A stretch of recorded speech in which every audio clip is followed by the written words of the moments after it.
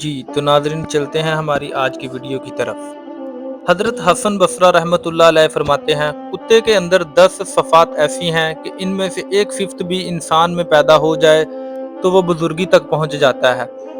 کتے کے اندر قناعت ہوتی ہے، جو مل جائے اس پر قناعت کر لیتا ہے، راضی ہو جاتا ہے۔ یہ قانین اور صابرین کی علامت ہے۔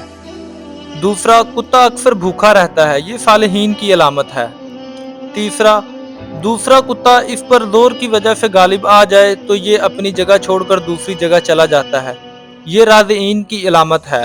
چوتھا، اس کا مالک اسے مارے بھی تو اسے چھوڑ کر نہیں جاتا، یہ صادقین کی علامت ہے۔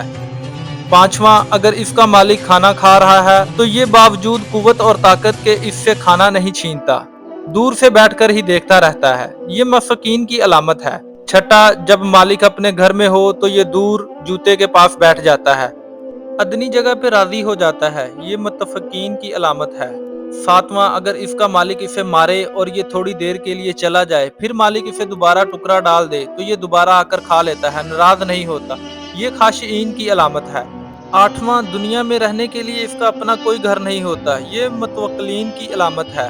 نواں، رات کو یہ بہت کم سوتا ہے، یہ محبین کی علامت ہے۔ دسواں، جب مرتا ہے تو اس کا کوئی میراث نہیں ہوتی، یہ زاہدین کی علامت ہے۔ تو ناظرین، آپ کو میری ویڈیو کیسی لگی؟ لائک، کمنٹ اور شیئر ضرور کریں۔ تو ملتے ہیں نیکسٹ ویڈیو کے ساتھ، تب تک کے لیے اللہ حافظ۔